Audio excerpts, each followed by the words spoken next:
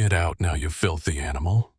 The slap landed before anyone on that plane could breathe, before anyone could turn their head or form a thought or decide whether what they were hearing was real, and the sound of it, a grown woman's open palm connecting with the face of a 6-year-old girl, cut through the pressurized cabin the way a crack of wood cuts through a quiet room, sharp and final and impossible to unhear.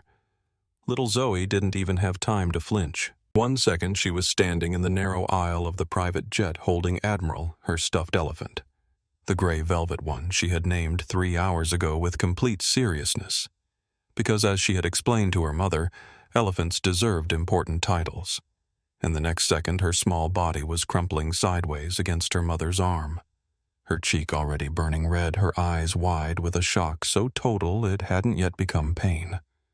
The woman who did it didn't look down. She didn't look at Zoe at all. She straightened the lapel of her cream-colored blazer with the unhurried precision of someone adjusting a picture frame, tossed her platinum blonde hair back from her shoulder with a small, practiced movement, and said it loud enough for every person in that cabin to absorb every syllable.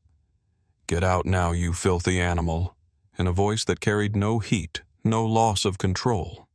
Nothing that could be mistaken for a moment of weakness, because it wasn't weakness that had moved her hand. It was something colder and more deliberate than that.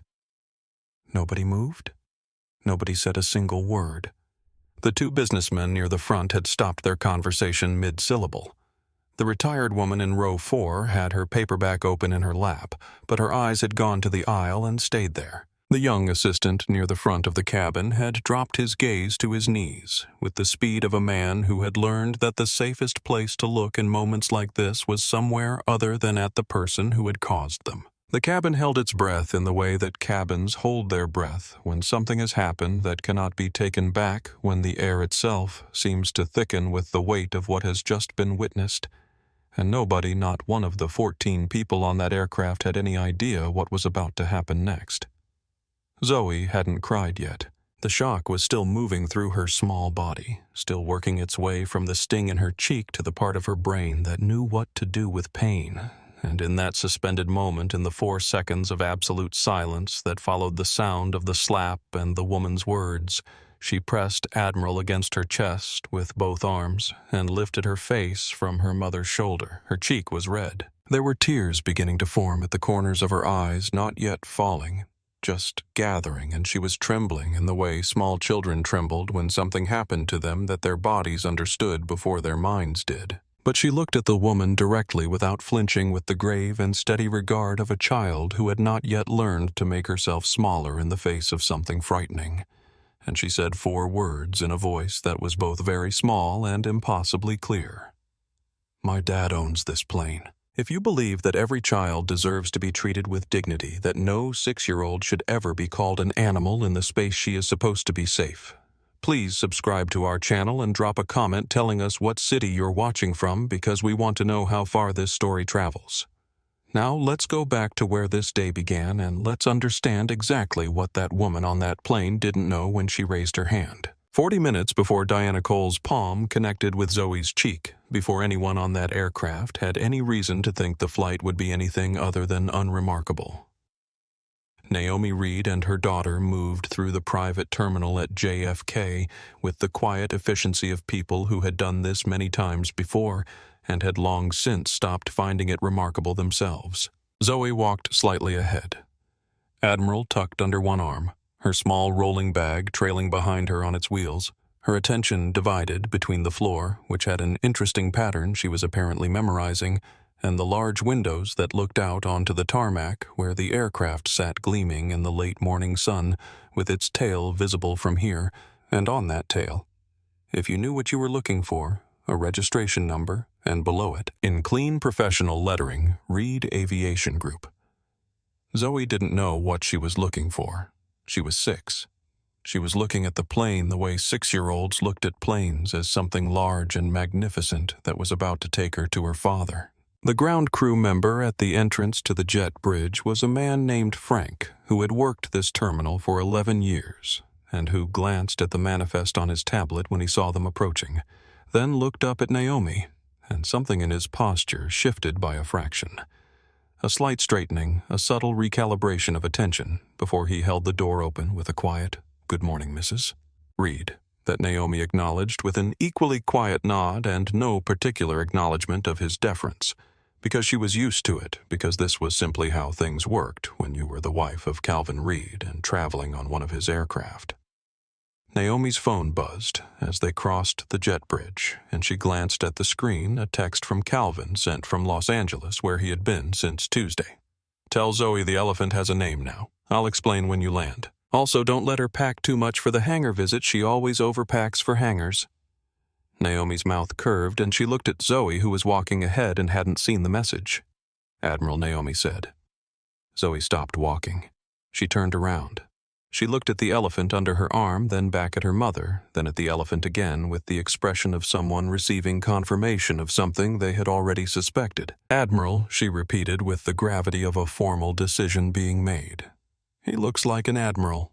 And she walked on satisfied, the matter settled. Naomi tucked her phone back into her bag, and as she did, her lock screen was briefly visible, a photograph of Calvin standing at a podium in front of a hangar, one of his with 3 large aircraft behind him bearing the Reed Aviation logo and his name on the tails. His expression calm and focused, the expression of a man who had built something and knew its dimensions exactly. The photo was 2 years old. Nobody on the plane they were about to board had seen it. Nobody on that plane had any idea yet of the precise nature of what they were walking into. Diana Cole arrived at the gate 18 minutes after every other passenger had boarded, which was for Diana Cole entirely on schedule, because Diana Cole's schedule was organized around the premise that waiting was something that happened to other people. She came down the jet bridge escorted by her assistant Brett, who was 29 years old and had been working for the Cole family for 5 years and had developed over the course of those 5 years the particular physical quality of a person who had learned to occupy slightly less space than they were actually entitled to, walking half a step behind. Shoulders angled inward, eyes scanning ahead for obstacles that might need to be cleared before Diana encountered them. He did not make suggestions. He had learned early that suggestions were not what his role required. Diana herself walked slowly the way people walked when no one in their life had ever asked them to hurry up, when the concept of inconveniencing others by moving at your preferred pace had simply never been presented as a thing that required consideration. She was somewhere in her late 30s, dressed in the cream blazer over a silk blouse with the kind of effortless, expensive polish that required either an excellent stylist or an enormous amount of money, usually both. And she had platinum blonde hair worn loose past her shoulders and a rhinestone phone case in her left hand, and cold blue eyes that moved across the cabin as she boarded with the assessing efficiency of someone taking inventory. Her gaze passed over Naomi and Zoe, who were seated toward the rear. Zoe already at the window, with Admiral arranged carefully on the seat beside her in the way that a person's gaze passed over furniture, registering presence without registering personhood, noting that the space was occupied without attaching any particular significance to by whom. She settled herself into a wide seat near the front with the body language of a person who had never been asked to share space with anyone, arranging her things, a cashmere travel pillow, a leather tote, a second phone in a plain case that she set face down on the armrest with the focused attention of someone constructing a small private territory. Claire, the flight attendant, had not finished the safety introduction when Diana looked up and said without preamble and without looking directly at Claire Stillwater, "Not a question. Not please." Just the words delivered with the flat expectation of a person accustomed to words being sufficient. Claire was 34 years old and had been working private charters for 6 years and had long since mastered the art of responding to exactly this sort of person with the smooth professional neutrality that made her very good at her job. She produced the water, set it down, and disappeared back toward the galley with no visible reaction, which was itself a kind of reaction, though no one was watching closely enough to read it. Naomi had clocked every moment of Diana's arrival from her peripheral vision, the way mothers clocked things they didn't fully trust but didn't yet have reason to address. She turned back to Zoe, who had fallen asleep with Admiral tucked under her chin, and she adjusted the small blanket over her daughter's lap, and she thought nothing in particular about the platinum blonde woman near the front because there was nothing in particular yet to think. An hour into the flight, somewhere over the middle of the country, where the land below was flat and dark, and the sky was the particular shade of deep blue that existed at cruising altitude, and nowhere else, Zoe woke up. She woke the way she always woke, not gradually, but all at once, eyes open and oriented body already in motion before the waking was fully complete, and she tugged at Naomi's sleeve with small, urgent fingers and said in the whisper she used when she decided this was a quiet situation, Mommy, "I need the bathroom." Naomi started to stand, the instinctive movement of a mother who had been accompanying her daughter to bathrooms in airports and restaurants and airplanes for 6 years, and expected to be doing so for several more. But Zoe was already unbuckling herself, already sliding out of the seat with the decisive independence of a child who had recently and firmly decided she was old enough to manage certain things without assistance.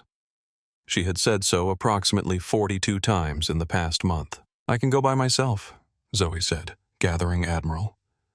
"I know you can," Naomi said, which was what she always said, and she stood anyway because that was what mothers did, and Zoe was already 3 steps ahead of her in the narrow passage between the seats, walking with the focused gravity of a person on a mission.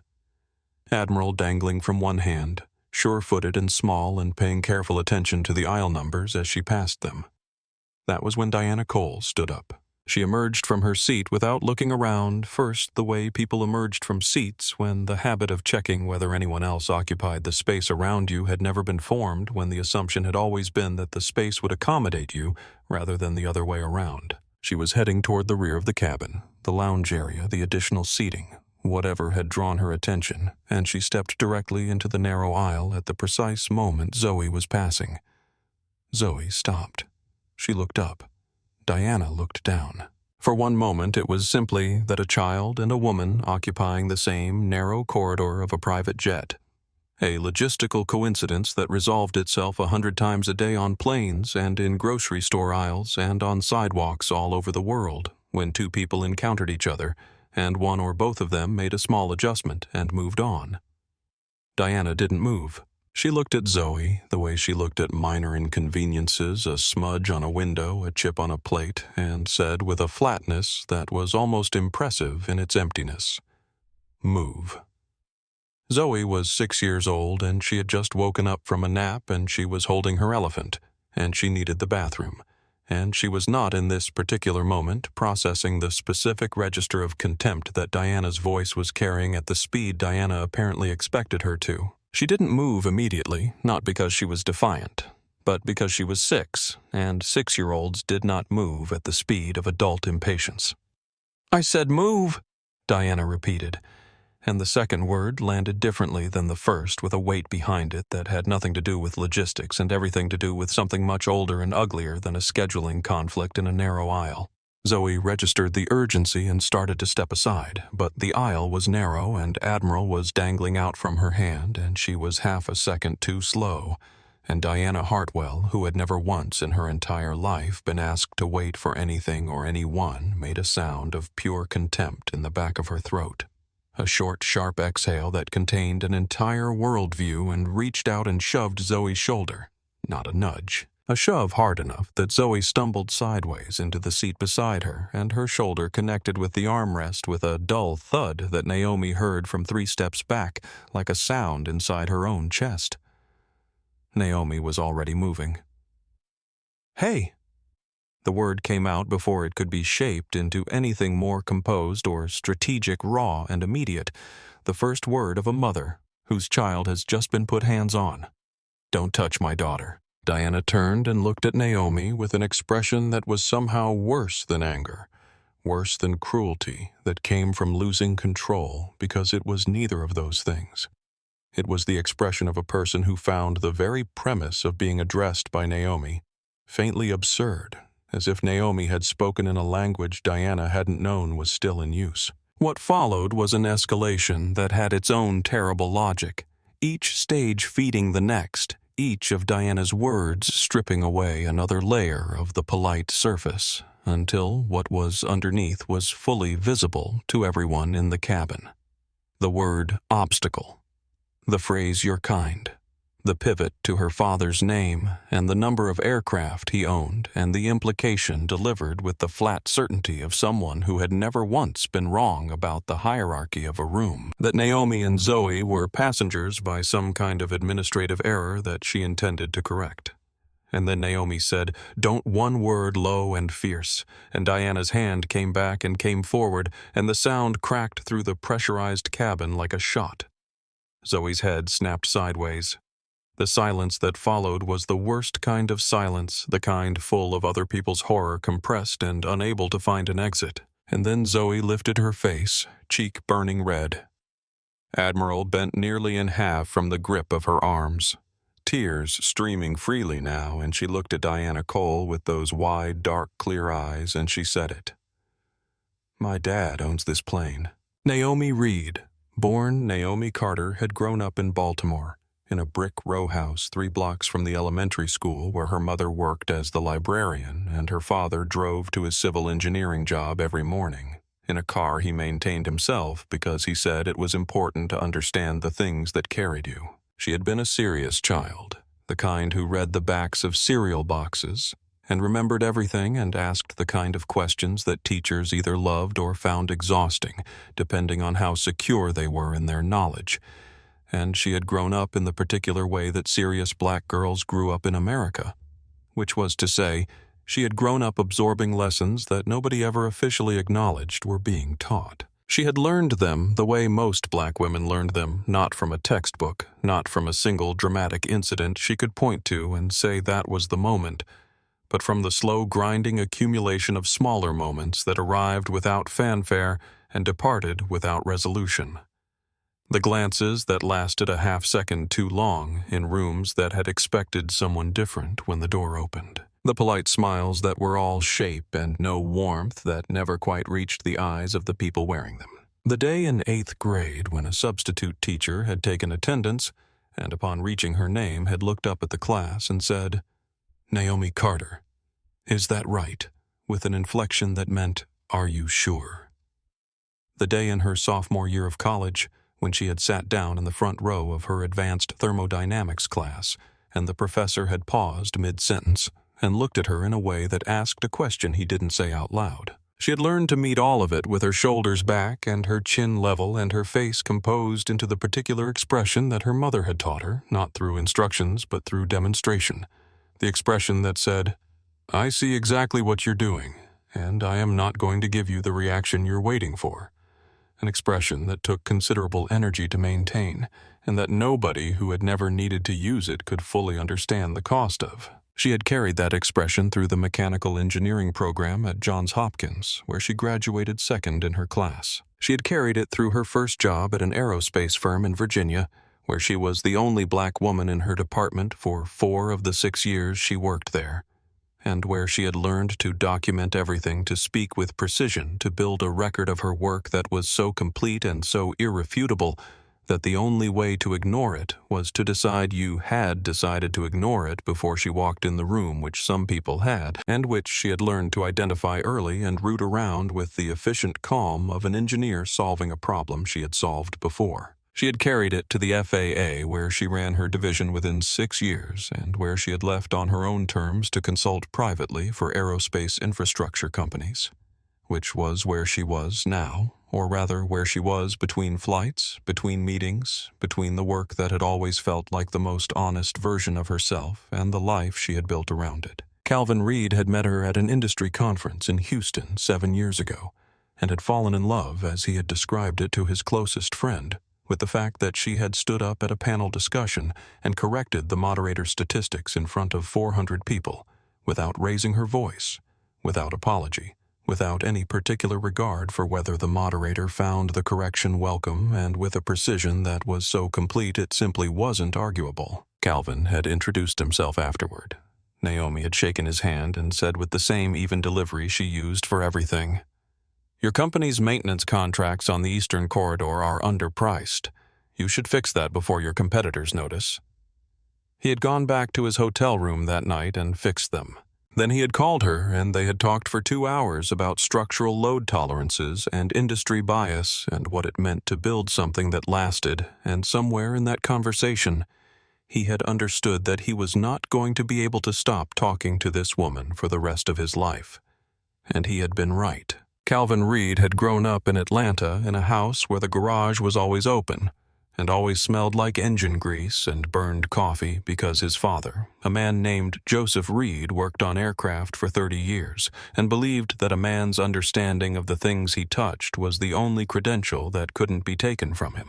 Joseph Reed had spent 3 decades working on planes that took other families to places his family had never been, to business meetings in cities they had only seen on television, to vacations in countries they had only read about, to the kinds of destinations that required first-class seats and platinum membership cards and the easy assumption that the world would accommodate you when you arrived. He had maintained those planes with the careful attention of someone who understood that the difference between excellence and carelessness in his work was measured in lives, and he had been paid a wage that reflected none of that understanding.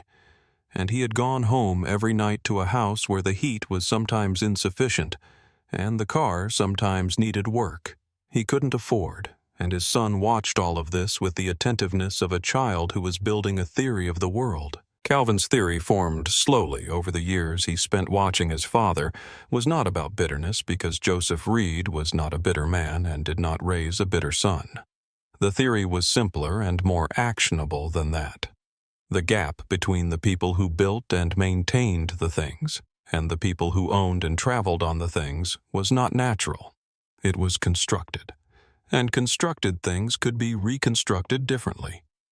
Calvin had no inheritance. He had no network in the traditional sense, no family friend who made the call, no alumni connection who opened the door, no name that preceded him into rooms and smoothed his path. What he had was a mechanical engineering degree from Georgia Tech, a maintenance contract he had identified through careful research of his father's employer's books, a small business loan from a community bank whose loan officer had told him he was taking a risk on him, and a quality of attention to his work that was over time irrefutable. Reed Aviation Group had grown from that single contract over 15 years, in the way that things grew when the person building them understood every component from the ground up, not in dramatic leaps but in steady compounding increments.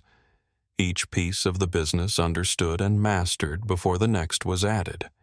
Each relationship built on the foundation of work that was simply and consistently better than anyone had expected. By the time Naomi met him, he had 7 aircraft registered in his name and 230 employees.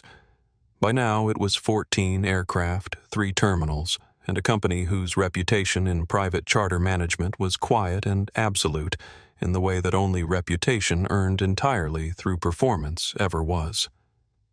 Calvin did not announce himself. He had learned from watching Joseph that announcements were for people who needed to compensate for a gap between what they claimed and what they had actually built, and he had no gap to compensate for. When he walked into rooms, he let the rooms figure out for themselves what they were dealing with, and they always did. Eventually, though, sometimes it took longer than it should have, and that delay, the extra time required before certain rooms recognized him. The particular quality of the pause before certain handshakes were extended was something he had made his peace with a long time ago, the way his father had made peace with it, without letting it become the center of the story he was telling about himself. The charter service Diana Cole was currently flying on was one of Calvin's. The aircraft she had boarded with her rhinestone phone case and her cream blazer and her platinum blonde hair, and her absolute certainty that the hierarchy of this particular space was hers to define.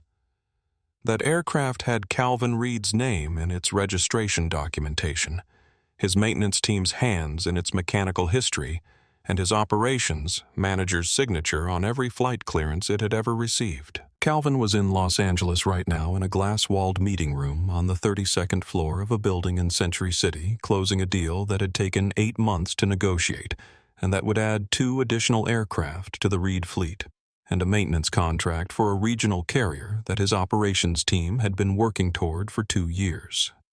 His phone had been buzzing with updates every 90 minutes. He had not yet seen the text from Naomi because the meeting had required his full attention, and Calvin Reed, when something required his full attention, gave it completely.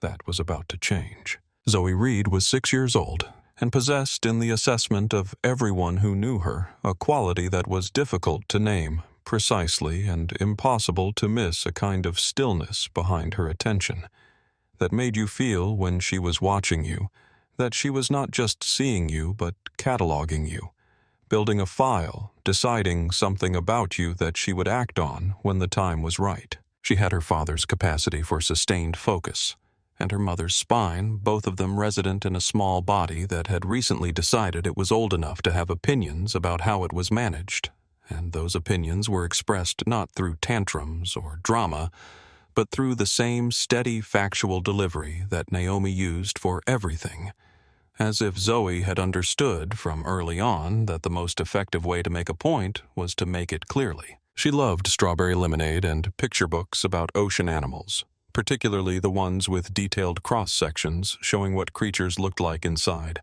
and she had a habit which both her parents found simultaneously exhausting and deeply endearing of assigning titles to the things she loved. The stuffed elephant was Admiral now. The houseplant in the living room of the Los Angeles house was General. The small orange fish in the tank in her bedroom in New York was Captain, and the captain had held his rank for 14 months without demotion, which was, Naomi had noted, a more stable leadership tenure than most of the executives she had consulted for. When Zoe met new people, she studied them first at length and without self-consciousness, with the focused attention of a researcher gathering data. And then she decided, based on criteria, she did not fully articulate how much of herself she was going to give them. Some people got the full version of Zoe immediately, the observations and questions, and the frank assessments and the laugh that took over her whole face. Others waited. She did not explain the distinction and could not be hurried past it. This trip was a significant one in the calendar of Zoe's life, and she had been aware of its significance since the night Calvin had called from Los Angeles and told her that when she landed, he was going to take her to the hangar and show her the new aircraft, and she could stand in the cargo bay and see how large it was. Zoe had requested at that point that Admiral be informed of the upcoming journey, and Calvin had solemnly agreed to pass the information, along which was the text Naomi had received on the jet bridge. "Tell Zoe the elephant has a name now. I'll explain when you land the result of a conversation between a 44-year-old man and a stuffed animal that had been conducted apparently with complete seriousness on both sides." Zoe had been awake since 4:30 that morning, with anticipation, and she had been asleep for 40 minutes on the plane with Admiral in the crook of her arm, and her father's voice in her head saying, as he always said when she was traveling to meet him, "I'll be there. Don't let Mom be late." She had not been late. And now she had said something in a voice small enough to fit inside the silence of a stunned cabin that was about to bring her father faster than either of them had planned. The first hour of the flight had been, by every measure available, entirely ordinary. Claire had done the safety demonstration to an audience of 14 passengers in various states of pre-flight distraction, laptops, open earbuds, inserted phones, doing the last frantic work of checking messages before airplane mode, and had then moved efficiently through the cabin, taking drink orders and stowing the last of the overhead luggage, and performing the 100 small tasks that composed the pre-flight ritual of a well-run private charter. She was good at this work, good in the specific way that came from genuine attention to the craft, rather than performance of it, and she moved through the cabin with the practiced economy of someone who understood exactly what the space required. Naomi had settled Zoe at the window seat before anyone else was fully organized, arranging Admiral in the position Zoe specified, seated upright trunk, visible facing forward, so he could see where they were going, and producing the juice box and the small bag of pretzels and the coloring book that Zoe had selected for travel from the basket she kept in her bedroom, for exactly this purpose. These were the rituals of many flights, refined over 3 years of traveling with a child who had opinions about the order of things, and Naomi moved through them the way she moved through everything that had been done enough times to become fluent efficiently with half her attention already elsewhere. She had opened Calvin's most recent email and begun to read it when Zoe fell asleep, which happened 12 minutes after takeoff, quickly and completely, in the way Zoe always fell asleep when she had been awake since 4:30. Admiral clutched to her chest, head tipping toward the window, a small sigh of surrender, and then gone with the spectacular absence of self-consciousness that children brought to sleep and that adults spent years trying to recover. Calvin's email was long and detailed and characteristically precise.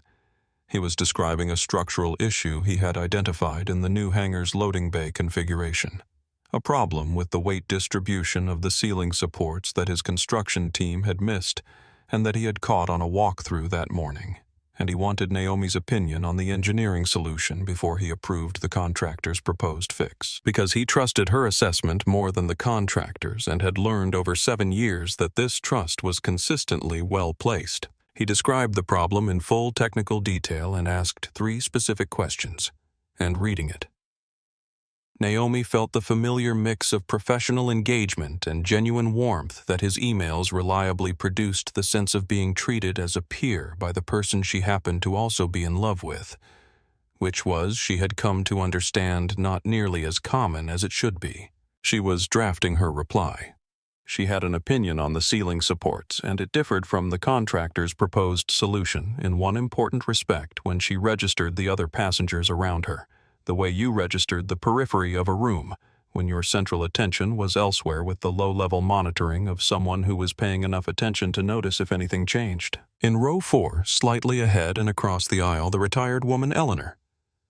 She would learn later, 72 years old, a former high school principal from Philadelphia, who was flying to Los Angeles for a nephew's wedding, was reading a paperback with the settled concentration of someone who had given herself permission to do nothing else for the duration of the flight. She had smiled at Zoe when they boarded, the warm, uncomplicated smile of someone who liked children without needing anything from them, and Zoe had studied her for a full 4 seconds before smiling back, which Eleanor had apparently recognized as a compliment because she had looked pleased. In 3C, the businessman Thomas, who would turn out to be the kind of person whose precise industry you never quite established, but whose familiarity with powerful people was evident in the way he received information about them, which was, without surprise, had his laptop open and was doing something on it with focused efficiency, pausing occasionally to glance out the window with the expression of a man reviewing a decision he had already made. He had nodded at Naomi when he sat down, a small collegial acknowledgement, and had not spoken since. And near the front, in her self-constructed territory of cashmere and rhinestones and careful spacing, Diana Cole had not moved, had not spoken to anyone, had consumed her still water and ordered a second one, and was now apparently reading something on her phone that required her full and occasionally irritated attention. Brett sat 3 rows behind her, scrolling his own phone with the furtive speed of someone who had learned to take his small windows of independence where he could find them. The cabin had the sound of a space where people had accepted one another's presence without yet engaging with it, the particular low-level hum of strangers in proximity laptop fans, and the recycled air system, and the distant movement of clouds outside the windows, and the white noise of altitude that softened everything slightly. Naomi was halfway through her reply about the ceiling supports when she felt the tug on her sleeve. "Mommy, I need the bathroom." She looked at Zoe, who was already awake and already moving, and the email was set aside, and the rituals of the flight's second act began, and none of what came next was going to wait. The slap landed, and the cabin froze. Not metaphorically, actually froze the way a room froze when something happened that the air itself needed a moment to process, when the collective understanding of a shared space shifted so suddenly that the people inside it lost for several seconds the ability to do anything other than absorb the fact of what had just occurred. Zoe's cry came a beat after the sound of the slap, raw and sharp and high, the specific cry of a child in shock and pain rather than just one or the other. The kind of sound that was impossible to hear without responding to it physically, that moved through Naomi's body before her brain had finished processing the sequence of events, and Naomi caught her daughter before she finished falling, arms going around her with the automatic speed of a mother who had been watching something terrible approach and had positioned herself to catch it. She could feel Zoe shaking against her. She could feel the wet heat of tears against her neck, and the small, thundering heartbeat of a child in shock, beating so fast it seemed wrong for something so small, and she could feel the particular tension in Zoe's body. That was the tension of a child who had been hurt in a way she didn't yet fully understand, by a person whose reason for hurting her she couldn't begin to parse. Diana had straightened her blazer. She had, actually, in the 3 seconds after the slap, reached up and adjusted the lapel of her cream blazer as if the slap had ruffled it rather than the other way around. And her voice, when she spoke, was completely level, not controlled level. The way a voice was level when there had been no loss of control to begin with, when what had just happened had been chosen rather than reactive. "Get out now, you filthy animal." The words hung in the pressurized air of the cabin, and nobody breathed. Eleanor, in row 4, had her phone in her hand already. She had reached for it somewhere in the middle of the escalation, not dramatically with the practiced quietness of someone who understood that the most useful thing she could do in this moment was document it rather than announce her documentation. And the camera was running. The phone held low against the armrest at an angle that caught the aisle and most of the relevant scene without requiring her to raise it visibly. Brett had his eyes on his knees. He had moved his eyes there the moment the confrontation began escalating past a certain point with the speed of a man who had made this particular calculation before the calculation about whether the cost of intervening was one he was willing to pay, and who had again decided that his position on that calculation was to look at his knees and wait for it to be over. The fact that this calculation had produced a different result than he had expected, that it had not been over, that it had proceeded to a place none of the previous incidents had reached, was registering on his face now, as something that looked to anyone watching him remarkably like shame. Thomas the businessman had stopped pretending to work. His laptop was still open in front of him, but his attention had moved entirely to the aisle, and he was watching with the careful cataloging stillness of a person who was paying precise attention and deciding what to do with what he was paying attention to. The cabin held its collective breath in the 4 seconds of absolute silence that followed Diana's words, and then Naomi's arms tightened around Zoe, and Naomi's face, which had been controlled and composed and carefully managed through the entire escalation, settled into an expression that had nothing managed about it at all. Naomi was shaking. She could feel it in her hands and in her jaw, the fine controlled tremor of someone expending enormous energy on containment rather than expression, not because she was afraid, but because she understood with the cold clarity that extreme stress sometimes produced in her exactly what the trap was and exactly what Diana Cole was waiting for. Any reaction would be weaponized. Any raised voice, any movement that could be framed as aggressive, any visible loss of composure, all of it would be captured in the memory of every person in that cabin and arranged into a narrative that Diana's lawyers and Diana's father and Diana's publicist would construct around it like scaffolding around a building they intended to keep standing. Naomi had been in enough rooms to know how these narratives got built and who got to build them, and she had made her decision in the 2 seconds between the slap and her first spoken word that Diana Cole was not going to get that narrative from her. She checked Zoe with her hands first, the instinctive maternal inventory that happened below conscious thought, fingers moving across her daughter's shoulder, her jaw turning her face gently toward the cabin light, so Naomi could see the red mark on her cheek, pressing lightly to check for anything worse than the sting that was clearly already there. Zoe winced slightly but didn't pull away. She was not crying anymore. Her eyes were wide and she was holding Admiral against her chest with both arms, and she was tracking Diana the way small children tracked things that frightened them, not looking directly, not looking away, something in between the careful peripheral attention of a creature assessing a threat. Naomi stood and put herself between Zoe and Diana. "You will not speak to her like that."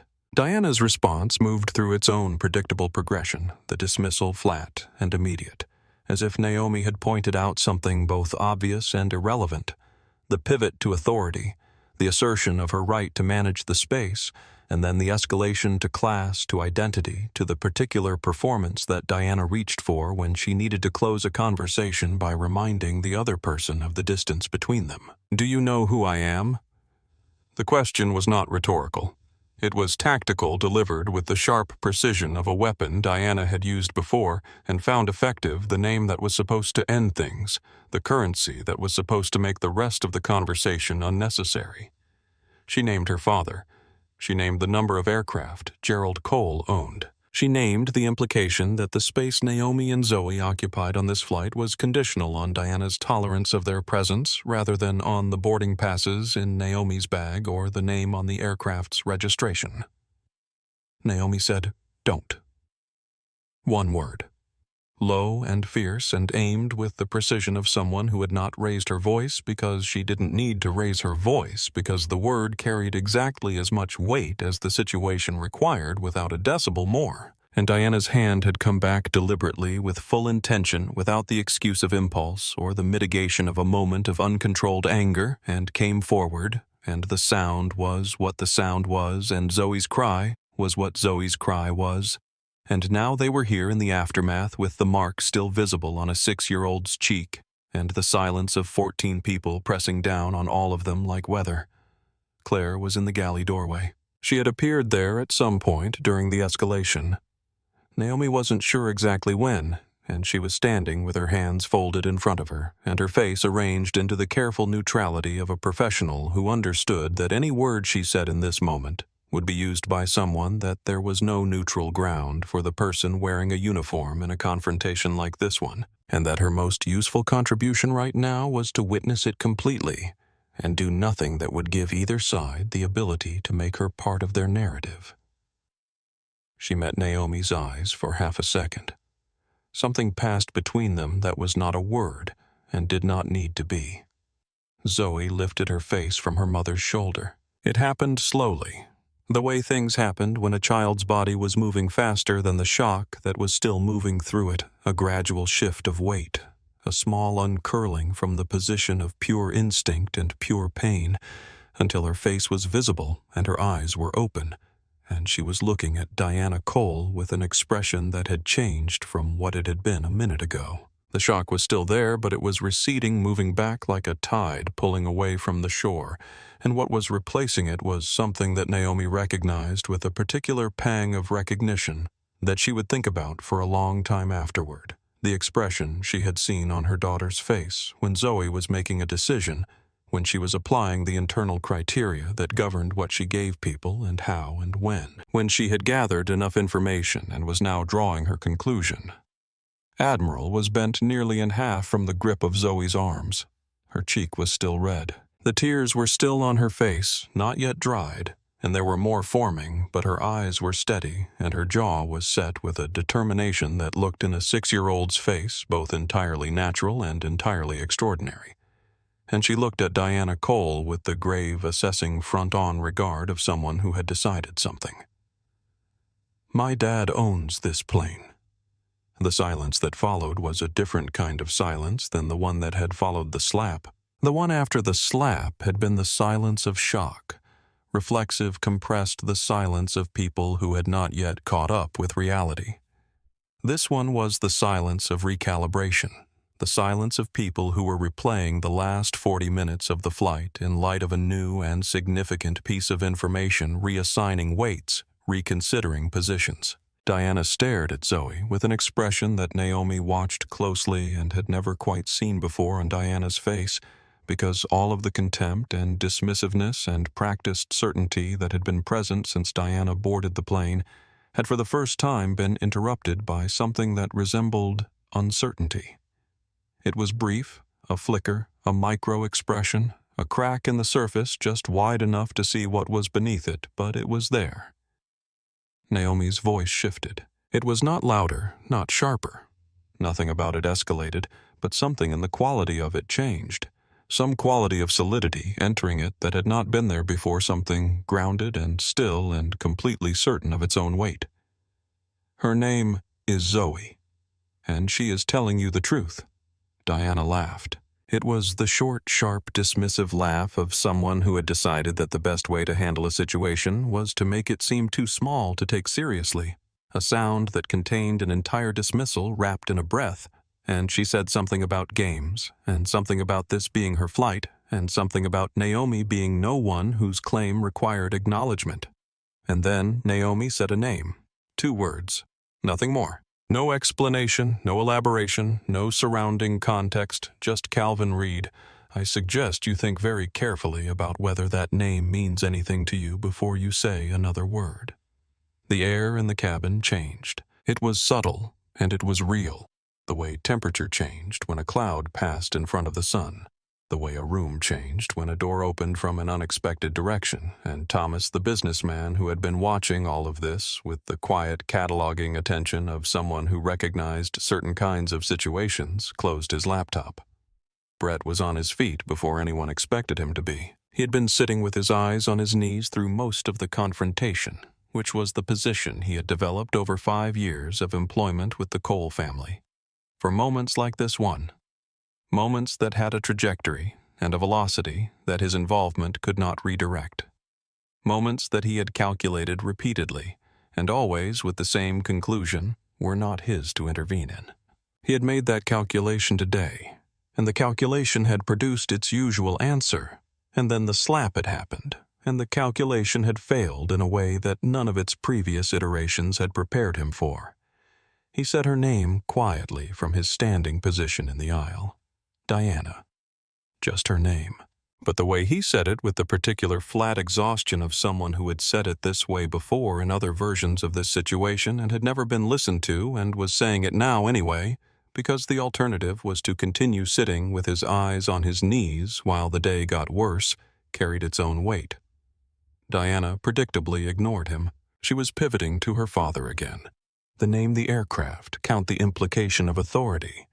And Brett sat back down with the expression of a man who was watching himself fail to be the person the situation required and who was going to be thinking about that for a very long time. Thomas set his water glass down. He did it with the deliberate economy of a person who had decided to enter a situation and was announcing that decision through action rather than words, and the sound of the glass on the tray table was quiet, but it was distinct in the silence that had settled over the forward section of the cabin, and Diana, who had the instinctive social radar of someone who had spent a lifetime in rooms where status determined everything, turned toward the sound. Thomas looked at her with the mild, almost academic interest of a man examining something that confirmed a hypothesis he had held for some time. He was somewhere in his 60s, compact and gray-haired, with the patient-contained quality of a person who had been in many rooms with many powerful people and had long since stopped being impressed by any of them, and had arrived somewhere along the way at a relationship with his own judgment that was simple and stable and not much interested in other people's approval. Calvin Reed Thomas said with the conversational tone of someone contributing a relevant fact to a discussion that had been missing its services this route. This aircraft's charter contract has been with Reed Aviation Group for 3 years. The maintenance history, the flight clearances, the registration, all of it runs through Calvin Reed's company. He picked his water glass back up and looked at Diana with the same mild attention. I'd put the phone down. Diana's hand lowered by 3 inches. Eleanor did not wait for the silence to reestablish itself after Thomas's contribution. She closed her paperback, not quickly, not with drama, just with the decisive finality of a woman who had been watching and listening and deciding and who had now decided. And she looked at Diana with the direct, clear-eyed gaze of someone who had spent 30 years in front of classrooms full of people who were trying to get away with things and who had developed over those 30 years a very accurate instrument for measuring the distance between what people claimed and what they had actually done. I have it on video, Eleanor said. Her voice was warm, and it was absolutely steady, and it contained in its warmth and its steadiness a quality of irrevocability that was somehow more serious than anger would have been. From the moment you shoved that child to right now, I have it all. Diana stared at her. Something in the architecture of her certainty, the foundational assumption that had governed the entire encounter, the assumption that there was no version of this in which she faced a real consequence, began to crack at its base. You wouldn't. I would, Eleanor said simply. I already did. Naomi reached for her phone. Her hands were steady. She pressed Calvin's name and listened to the line ring once, twice, and then his voice came through unhurried and low, with the particular quality of a man who had trained himself to sound exactly the same regardless of what was happening, because he had learned that urgency was most effective when it looked like calm. "Hey," he said. "I was just about to call you. How's the Calvin?" Naomi said. "Something has happened and I need you to handle it." Naomi told him what had happened the way she told him everything important, without embellishment, without the dramatic scaffolding that other people built around difficult information to cushion the delivery, with the clean precision of someone who understood that facts stated in the order they occurred were more powerful than any arrangement of them, and that the person she was talking to was capable of receiving them without the cushion, the shove first. The words, the specific words, the exact ones Diana had used repeated without inflection, because the inflection was beside the point when the words themselves were what they were, the slap. And then, the mark is still on her cheek. I can see it from here. The silence that followed on Calvin's end was 3 seconds long, and anyone who did not know Calvin Reed would have heard those 3 seconds as hesitation as a man gathering himself, as shock needing a moment to settle into action. But Naomi had been listening to Calvin Reed's silences for 12 years, and she knew the difference between the silence of a man who needed a moment and the silence of a man who had already finished deciding and was simply confirming the decision against the information he had just received. This was the second kind. "Put Claire on the phone," he said. Naomi walked 3 steps to the galley doorway and held the phone out. Claire took it with both hands, the way you took something from someone when you understood the weight of the moment required that kind of care, and she listened for 25 seconds with her eyes on the middle distance and her expression professionally unchanged, and her posture doing the thing that Naomi had been watching posture do all morning, the small, precise recalibration that registered significance without displaying it. She handed the phone back to Naomi. She turned toward the cockpit. 20 seconds later, the intercom clicked on. The pilot's voice was measured in the specific way of people who delivered serious information in confined spaces for a living, not dramatic, not rushed, carrying the particular authority of someone whose instructions were not subject to discussion once stated. "Ladies and gentlemen, I apologize for the inconvenience. We will be making an unscheduled landing. Please ensure your seatbelts are fastened. We expect to be on the ground within approximately 25 minutes. Diana was standing before the announcement had finished. She was in the aisle with one hand on the headrest in front of her, and her voice had a new quality in it, something that had been absent from it through the entire confrontation, through the shoves and the words and the slap and the aftermath, something that was trying not yet successfully not to be what it was. "No," she said. "No, that is, you cannot turn this aircraft around because of this is completely. Ma'am." Claire had reappeared from the direction of the cockpit with the unhurried efficiency of someone who had anticipated exactly this and had decided in advance exactly how she was going to handle it. Her voice was gentle and absolute, the particular combination that was the most unargumentable of all tonal combinations, because gentleness without absolute firmness behind it could be worn down, and firmness without gentleness gave people something to push against. But gentleness and absolute firmness together produced a surface that had no leverage for resistance. "Sit down. The pilot's instructions are final." Diana sat down. The plane banked slowly to the left, beginning its long arc back toward the east, and the city lights far below shifted and shimmered in their positions as the horizon tilted, and the businessmen in the front section had stopped pretending not to watch. And Eleanor had put her paperback down entirely, and Zoe, pressed against Naomi's side with Admiral clutched to her chest, looked up with the face of a child who had already done the calculation. "Is Daddy coming?" "Daddy's coming," Naomi said. Zoe nodded once the small, solid, completely certain nod of a 6-year-old who had never had reason to doubt this particular answer, and she leaned back against her mother's arm and closed her eyes. Naomi's phone buzzed against her knee while Zoe rested against her with her eyes closed and her breathing gradually steadying from the quick, shallow breaths of shock towards something slower and more regular, the way children's breathing steadied when the acute thing had passed and their bodies were beginning the process of returning to themselves. The text was from Calvin, 20 minutes. Don't engage her again. I'm handling it from the ground. Naomi looked at it for a moment. Then she typed back, "She hit our daughter Calvin." The response came in 3 seconds. "I know, 20 minutes. She put the phone face down on her knee and looked at the seat back in front of her, and thought about 20 minutes in the way she thought about all fixed quantities of time as a thing with a specific beginning and end, a thing she could get to the other side of if she just held what she was holding for the duration of it. She had held harder things together for longer. What she didn't know yet was that in the time since she had hung up with Calvin, he had already made 2 phone calls, with a third being connected at this moment. The first was to his head of security. The second was to the operations manager at JFK, where the plane was being rerouted. The third was to a man whose number Calvin kept not in his phone's main contacts, but in a separate list he labeled simply with a letter. A man whose name Naomi had heard exactly twice in their marriage, both times in the context of situations that had required a particular quality of response. Patient, methodical, complete, and both times the situations had been resolved in exactly that way. Calvin did not make that third call lightly.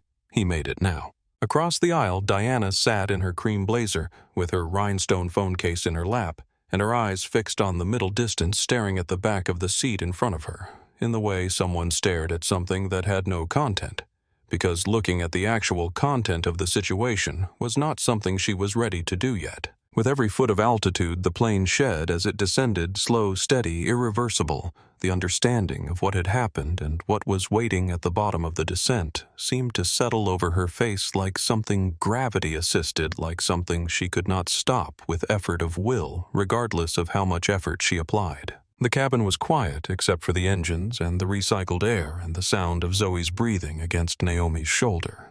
And Naomi kept her eyes straight ahead and thought about what she was going to say when they landed. Not to Diana, not to anyone on this aircraft, but to the lawyers, to the record, to the document she had already decided somewhere in the middle of the worst 5 minutes of the flight was going to exist. She was going to make sure it existed. She was going to make sure it was complete. Naomi Brooks, Naomi Reed, had spent a great deal of her adult life understanding that the most important thing in a situation like this was not to react in the moment, no matter how badly the moment demanded it, but to build with patience and precision the kind of record that outlasted the moment and could not be managed by money or connection or the name your father happened to have. She was going to build that record. She was going to start building it the moment they landed. 20 minutes. She could hold 20 minutes. The plane didn't land at a terminal. It was rerouted to a private section of the airfield, a stretch of tarmac reserved for aircraft whose owners had standing arrangements with the airport, whose maintenance and fueling and ground operations were handled through separate channels from commercial traffic, and the wheels touched down with a long, smooth shudder, and the engines reversed their thrust, and the aircraft slowed with the unhurried deceleration of a machine doing exactly what it was built to do. Through the window, as the plane taxied through the dark, Naomi could see 2 vehicles waiting their headlights, cutting clean parallel lines across the tarmac, illuminating a strip of wet ground that reflected the light back in doubled wobbling columns. She recognized the car on the left immediately. Not because it was distinctive, because it wasn't because Calvin had never bought cars to be distinctive, but because she had been riding in it for 4 years and knew the shape of it the way you knew the shape of anything you had spent enough time with to stop consciously noticing. He was already out of the car before the plane's door opened. She could see him through the window, tall jacket on despite the hour moving across the tarmac with the particular quality of purposeful motion that Calvin brought to everything fast enough to communicate urgency, but without the quality of running, because Calvin Reed had never needed to run to make clear that something was serious, and he had arrived to address it. He moved the way he moved through difficult board meetings, through negotiations that had gone wrong, through the situations that required the full and undivided weight of his attention, like a man who had decided where he was going and could not be deflected from it by anything that the space between here and there might choose to put in his way. Behind his car, a second vehicle sat with its engine running, and 3 people were climbing out of it. Not large people, not people who looked like security in the way. Movie security looked uniformed and conspicuous and performing the role, but people who were quiet and organized, and who positioned themselves at specific points on the tarmac without being told, and with the efficient, unhurried economy of people who had been told in advance what the situation was and had already figured out where they needed to be. The cabin door opened, Claire stepped aside, and Calvin Reed stepped in. He was 44 years old, and he had built 3 companies and navigated more difficult rooms than he could count, and had developed along the way the particular quality of arrival, the thing his father had had, and that he had inherited through proximity, rather than instruction of making his presence felt in a space not through size or volume or performance, but through a quality of settled, focused attention that the people in the space registered at some level below conscious thought and that produced in them reliably the understanding that something had shifted. He looked at Naomi first. That was the first thing he did before he looked at anything else in the cabin. Found her eyes, held them for exactly 2 seconds, a check that said, "I'm here, and I'm angry, and the anger is managed and you're safe. And I see you in the compressed language that people who had known each other for a long time developed for exactly these kinds of moments." Then he looked at Zoe. Zoe looked back at him with Admiral still pressed against her chest and her cheeks still faintly red in the cabin light, and she said it with the particular directness of a child who had decided at some point during the descent that the most important thing was to ensure the relevant party had the relevant information. "Dad, she hit me." Something moved across Calvin Reed's face. Brief controlled a thing that existed for half a second and was managed back into composure before it had fully formed, and if you had blinked in that half second, you would have missed it. But Naomi had been watching this face for 12 years, watching it in meetings and in difficult conversations, and in the quiet moments that were the real interior of a life together, and she did not miss it. She saw exactly what lived behind the composure in that half second, and she had no word for it that she was willing to say out loud, only the knowledge of its weight and its depth and what it meant about the kind of man who kept it as contained as he kept it. He crossed the cabin in 4 steps. He crouched in front of his daughter. He cupped her face in both hands with the particular gentleness of someone whose hands were used to building things, and who was now, for the moment, using them only for this. And he turned her face toward the cabin light and looked at her cheek and said nothing for a moment. Just looked at it. Then he said very quietly, in a voice that he had made steady by an effort that Naomi could read in the set of his jaw, "Are you okay, baby? It still hurts a little," Zoe said honestly. "I know it does." He pressed his forehead to hers, a gesture so practiced and so specific to the 2 of them that it required no explanation. "I'm sorry it took me this long to get here." "You came fast," Zoe said. "Admiral said you would." Calvin pulled back and looked at Admiral. Something in his expression shifted, something that was not quite a smile and was not quite grief, but was the particular combination of both that happened when love and pain occupied the same moment simultaneously. "Admiral is very smart," he said, and his voice was warm and absolutely steady and gave no indication at all of what was happening in the rest of him. He stood up.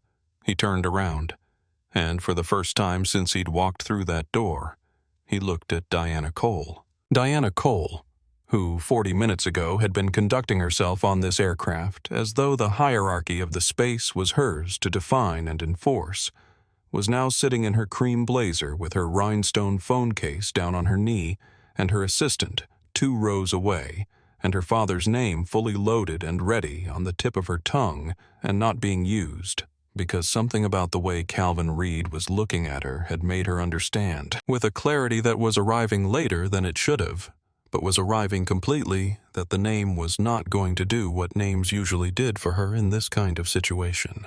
It was not the size of him.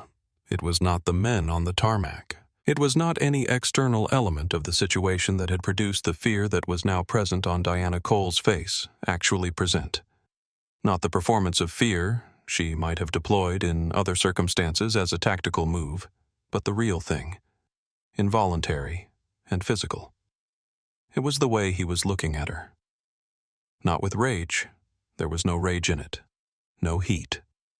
No raised voice or visible loss of composure or any of the things that would have given her something to push back against. It was the look of a man who had already decided what was going to happen and was waiting with complete patience for the appropriate moment to inform her of it. It was the look of someone who was not performing his response to the situation, but simply being it. And the difference between performance and actuality in these moments was something Diana had spent her whole life recognizing in other people and had simply never been on the wrong side of before. "Mr. Reed," she said, and her voice for the first time was not flat, not practiced, not the instrument of dismissal she had been deploying for the past hour. It was careful, precisely, careful, the voice of someone who was making conscious decisions about each word before releasing it. "I think there may have been a misunderstanding about what No Calvin said." One word, not raised, not sharp, just closed. The way. A door closed when the conversation on the other side of it was finished. Not slammed, not locked, just closed with quiet finality. Diana stopped. He told her what he knew, that he had spoken to Claire, that he had spoken to 2 other passengers who had witnessed the full sequence of events, that he had seen his daughter's cheek in the cabin light. "There is no misunderstanding about what happened on this aircraft." Diana tried justification. Zoe had been in the way. The aisle had been blocked. The situation had escalated in a way that my daughter, Calvin, said is 6 years old. He paused, and the pause was exactly as long as it needed to be, and no longer. She was carrying a stuffed elephant. Another pause. She was going to the bathroom. He said it without volume, without aggression, without the scaffolding of emphasis that people built around important statements when they needed to make the importance legible. The repetition alone was doing everything, the quiet insistence of facts, stated plainly, the refusal to let them be elaborated away or contextualized into something more manageable. He told her what was going to happen. She was going to stand up. She was going to walk to Naomi and Zoe. She was going to apologize not to Calvin, to them. "Or you can explain to 3 separate attorneys before sunrise why you struck a child on my aircraft and called her an animal. Those are the options." Brett reached over and touched Diana's arm with the lightest possible pressure, the touch of someone making a request he had no authority to make, but was making anyway, because the alternative was worse. "Diana, please." She looked at Zoe. Zoe looked back at her, those wide, dark, steady eyes, not with hatred and not with triumph, but with the clear-eyed patience of a child who was waiting to see whether an adult was going to do the right thing. Diana stood up. Her legs were not entirely steady beneath her, and she made them work anyway, which was perhaps the most honest thing Diana Cole had done in a very long time, not pretending the steadiness was there, but moving forward in the absence of it. She walked past Thomas, who did not look at her. His gaze was on the window, held there with the deliberate attention of a man who had said what he had to say and had returned to his own business, the small dignity of that refusal to watch her passage carrying its own clear message. She walked past Eleanor, who did look at her, whose eyes followed her the way the eyes of someone who had witnessed something followed the people responsible for what they had witnessed, not with cruelty, but with the particular quality of attention that said, "I see you. I have seen you. I will continue to see you," which was in its way harder to walk past than cruelty would have been. She walked past Brett, who had his eyes on the floor with the precise, studied concentration of a man who was going to be thinking about what he did and didn't do on this flight for a significant portion of the remainder of his professional life. She stopped in front of Naomi and Zoe. Up close, the mark on Zoe's cheek was still visible, not dramatically, not the angry red it had been immediately after the slap, but still present, still legible as what it was, still occupying the specific geography of Zoe's face where Diana's hand had connected with it, and Diana looked at it. She looked at it with the full attention of someone who had not until this moment allowed herself to look at the direct consequence of what she had done, and what crossed her face in that moment was complicated in a way that was genuinely hard to categorize. It was not simple guilt. It wasn't the clean, manageable emotion of someone who had made an error and recognized it. It was something more involuntary than that, something that arrived in the face before the mind had finished deciding whether to let it, something that looked in its flickering and unguarded form like recognition. The specific recognition of a person seeing the real size of something they had treated as small. She tried to begin the apology and stopped. She tried again. "What I said to you."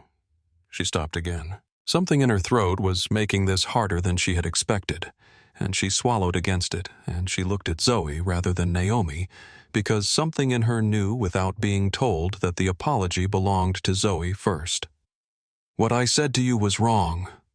What I did was wrong. I'm sorry." Zoe received this. She didn't rush toward it or reject it, she did with it. What she did with everything new, which was to hold it at arm's length and look at it carefully, applying her internal criteria, deciding what it actually was and whether it was what it claimed to be. The consideration was genuine, not performed a 6-year-old processing an adult apology with the full seriousness of someone who had not yet learned to go through the social motions of accepting things she wasn't sure she had decided to accept yet. Then Zoe said the thing she said. "Did you know it was wrong when you did it?" The question moved through the cabin the way a stone moved through still water from the point of entry outward in circles, reaching every surface in the space before the ripples finally settled and the surface was still again, and nothing in the water was quite the same configuration it had been before the stone went in. Diana's mouth opened. It didn't produce anything for a moment, just the beginning of a breath. The start of a word that didn't fully form, and then it closed again, and something happened in her face that was visible to everyone in the cabin, and that no one, including Diana, could have prevented from being visible, because it was the kind of facial expression that happened below the level of management, in the territory where the face simply showed what it was dealing with before the person wearing it could decide whether to allow the showing. The facade cracked. Not dramatically. Not with collapse, just at one corner, just slightly. The way a surface cracked when the pressure behind it finally exceeded the capacity of the surface to hold it, and the crack was small, but it was real, and it was irreversible, because things that had cracked at the structural level were not the same as things that had never cracked, regardless of what you did to the surface afterward. She swallowed. "I think," she said, and stopped. "I think I wasn't thinking." Zoe looked at her steadily. "That's not really the same as not knowing," she said. 6 years old. She said it the way she said everything that was simply true to her without particular emphasis, without the editorializing that adults layered onto important statements, without any apparent awareness that she was saying something that the grown woman in front of her would find very difficult to set down once she had picked it up. She said it the way a child stated a fact about the world that the world had not yet taught her was supposed to be softened, and the absence of the softening was exactly what made it hit, the way it hit.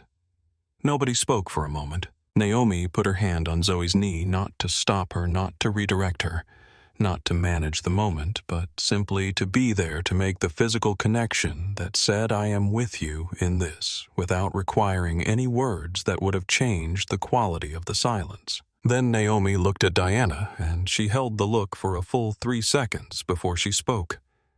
And what she said quietly with the same careful precision she brought to everything that mattered. "I want you to remember this. Not the legal things.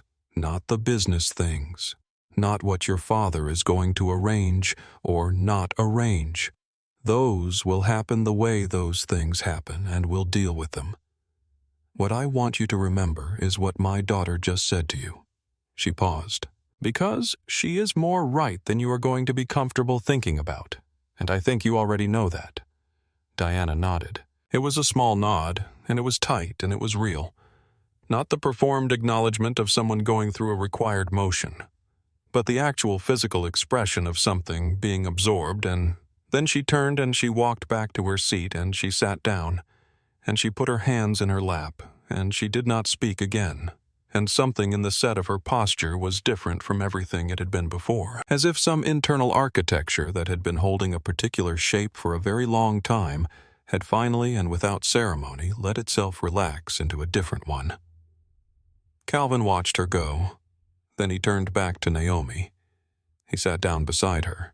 He took her hand in both of his, and he held it, and she felt in the grip of his hands the thing he had been holding together for the last 20 minutes, the controlled, compressed weight of a man who had moved very fast and very precisely through a serious situation and was now in the stillness after it, allowing himself to feel the full dimensions of what had prompted the movement, and she tightened her fingers around his and let him hold on. Brett moved down the aisle with his bags over one shoulder, and his eyes tracking a point approximately 18 inches in front of his feet, which was where eyes went when their owner was in the process of reckoning with something and hadn't finished and needed to get through the physical act of departing before the reckoning reached its conclusions.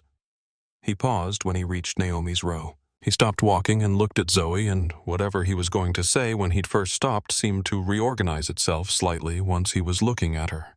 Because Zoe was looking back at him with her characteristic front-on regard, and Admiral held against her chest, and her expression carrying the particular quality it carried when she was deciding what something was. "I'm sorry," Brett said, and his voice was rough and low and genuine in the way that voices were genuine when the speaker had stripped away everything practiced and was offering the uninsulated thing.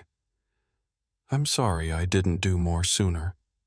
Naomi looked at him. He was young, early 30s, she thought maybe 29, with the tiredness of someone who had been running on nervous energy and managed proximity to someone else's decisions for too long. "Why didn't you?" she asked. Not accusatory. She said it the way she asked genuine questions with the flat, direct curiosity of someone who wanted to understand the actual answer. He looked at the floor between them. "I've been with her family for 5 years, he said. "I kept thinking someone else would handle it, that it wasn't my place, that I didn't have enough to that I couldn't." He stopped. "Nobody ever did. Handle it. Every time I waited for someone else to be the person who said something, there was no one." He paused again. "I was the someone and I didn't do it." "Now you know," Naomi said quietly. "Now you know to be the someone when it gets to that." He nodded. He moved toward the exit. He didn't look back, but his shoulders were different as he went. Not lighter, exactly, but reoriented, as if the weight had shifted from one distribution to another, and the new distribution, while not easier, was at least being carried honestly. Claire appeared at Naomi's elbow a few minutes later with a small bag from the galley, a juice box and a wrapped chocolate chip cookie, the kind that had been stocked for the flight in the small supply cabinet that Claire restocked before every charter and held it out without saying anything. And when Naomi looked at her in quiet surprise, Claire gave the smallest possible shrug. "She's had a long night," she said, nodding toward Zoe. And then, before she turned away, she said 2 more words, just 2 in a voice that carried considerably more weight than 2 words usually contained. "Thank you." A beat. For not letting it go. She moved back to her work before Naomi could respond back to the quiet, professional efficiency of a person who had witnessed everything that had happened on this flight, and who would carry all of it home with her tonight, and Naomi suspected for a significant number of nights after. Zoe had spotted the cookie with the unerring attention that 6-year-olds brought to the detection of treats, regardless of the emotional complexity of their current situation. Her eyes had gone wide, and she had straightened slightly, and she was looking at the bag with a focus that had entirely displaced whatever she had been feeling a moment before, because children were like this. They were marvelously and heartbreakingly like this. The capacity to move forward was not something they had to work for. It was simply how they were built. "Is that for me, for you, and for Admiral?" And "Admiral doesn't eat cookies," Zoe said, with the gentle patience of someone correcting a misapprehension.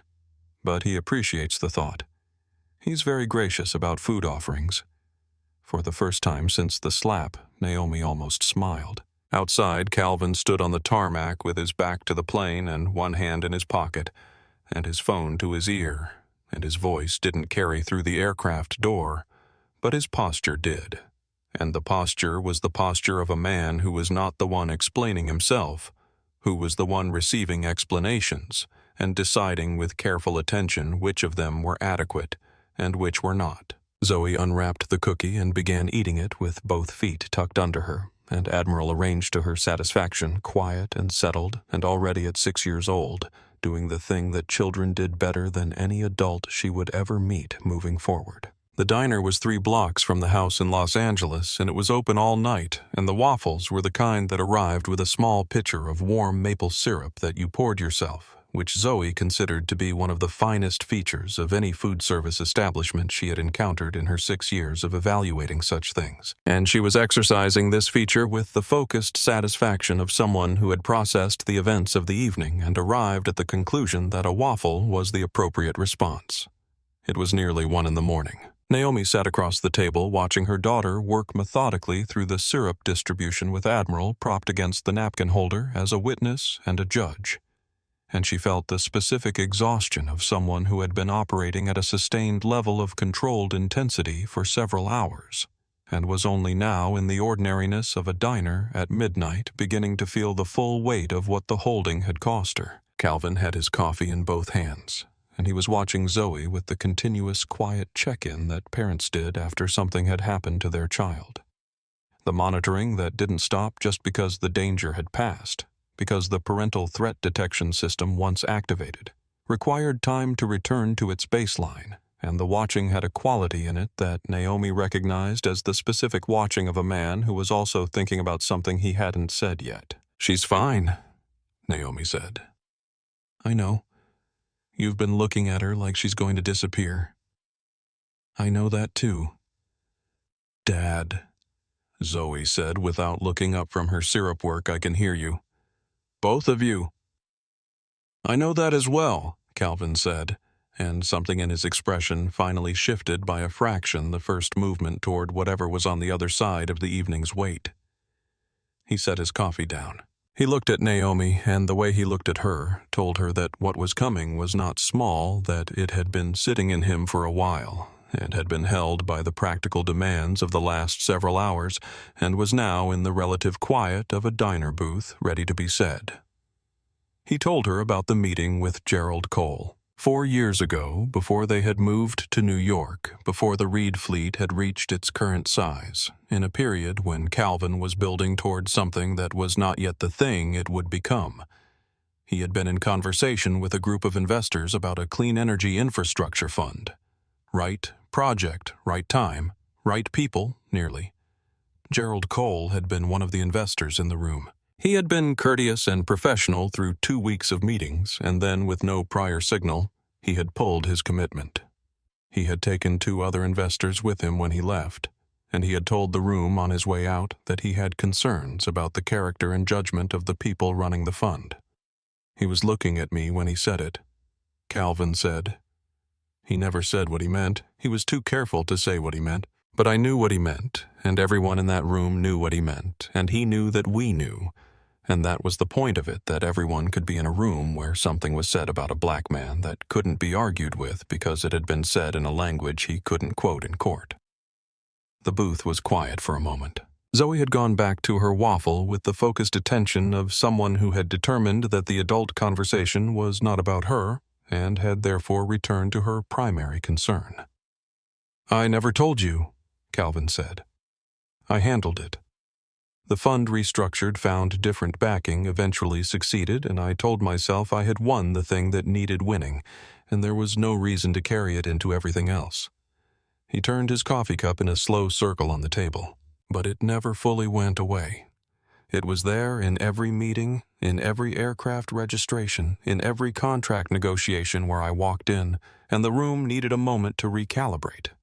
It was in the way I built things with a precision that was always partly about the building, and partly about building something so irrefutable that the Gerald Coles of the world couldn't say what they meant about it without everyone seeing exactly what they meant. He looked at Naomi steadily. "Tonight wasn't random. Diana didn't know who you were when she boarded. I don't think it was deliberate in that specific sense. But I know who raised her. I know what that family believes about people who look like us, and I know that what she felt on that plane, the certainty that there would be no consequence, that certainty came from somewhere.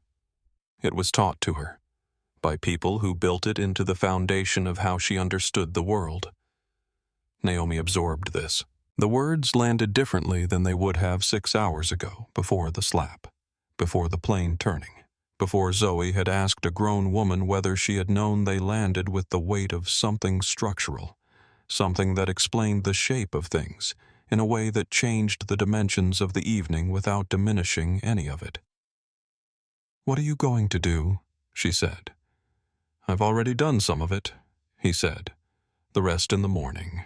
Calvin's phone rang at 11:57, and the name on the screen was one he had known for 4 years and had expected with a certainty based on that knowledge to see at some point tonight, and the specific time of it, the particular choice of midnight rather than morning, told him something about Gerald Cole that he had already known, but that was being confirmed in real time that this was a man who called people at midnight, not because he was rattled, but because he had decided, strategically, that midnight was the hour at which his call would communicate the most about the relative positions of the parties. Calvin held the phone slightly away from his face for one moment. Then he picked up. Brooks Gerald Cole said the use of the surname alone without title or first name, the compressed assertion of a particular kind of authority, the kind that didn't need to announce itself because it assumed its own legibility. "I hear we have a situation." "Your daughter struck mine," Calvin said.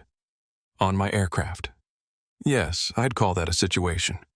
Gerald Cole's voice had the quality of very old expensive leather, smooth and dense, and carrying the particular texture of something that had been handled by many people over a long time, that had been shaped by use into something that communicated its age and its cost simply by existing.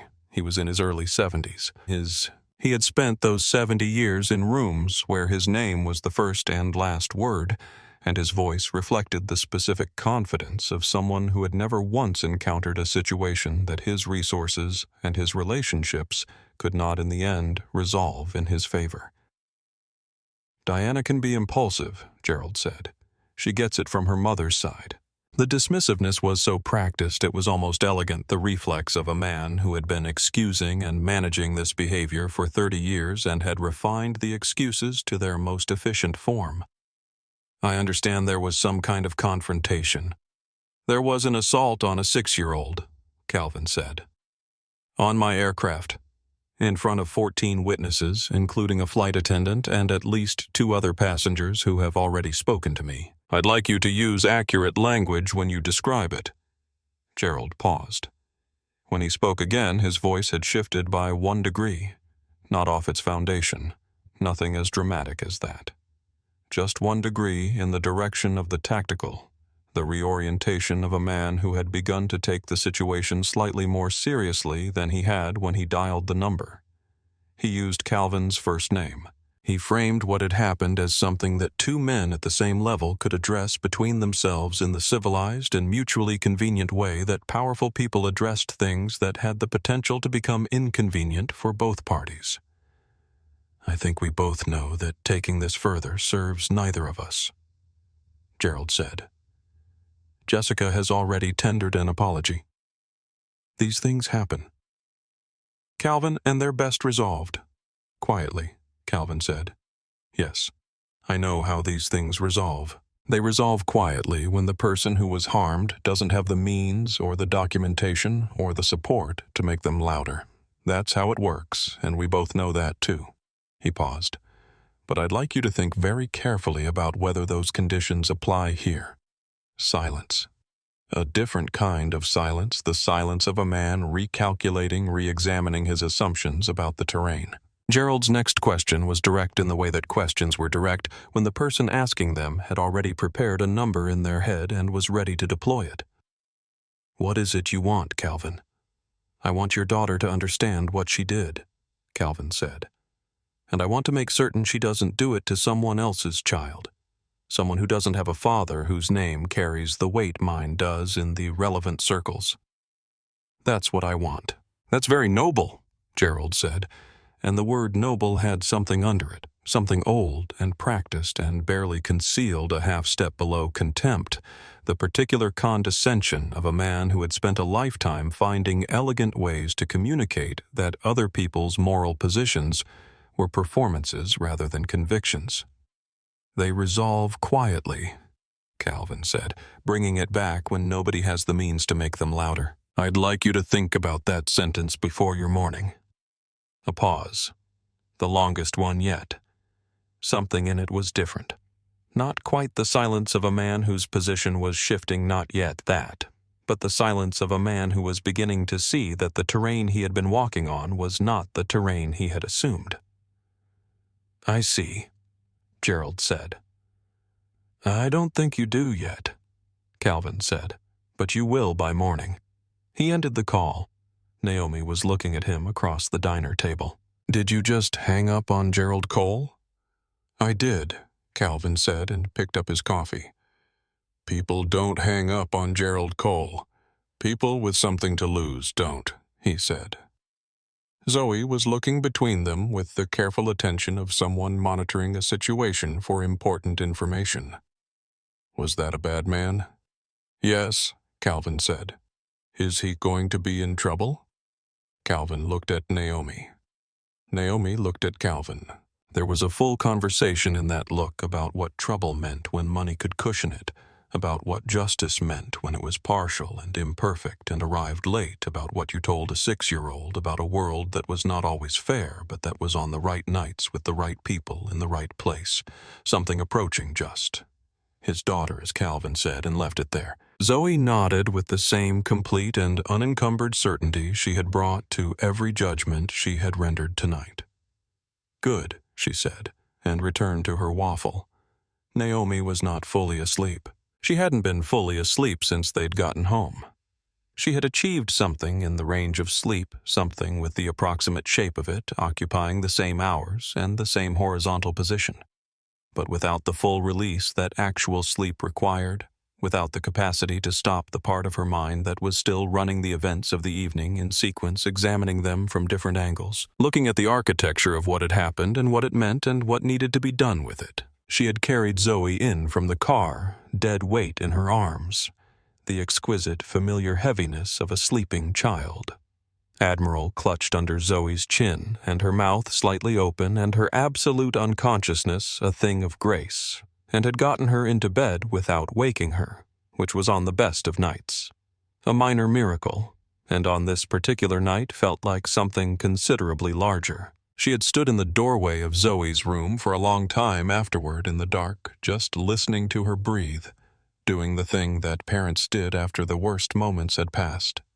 The thing that was both a check and a consolation, and a way of standing in the evidence that the worst was over. Calvin had come up behind her at some point and put both hands on her shoulders and stood with her without speaking, and they had stayed like that for a while, in the dark doorway.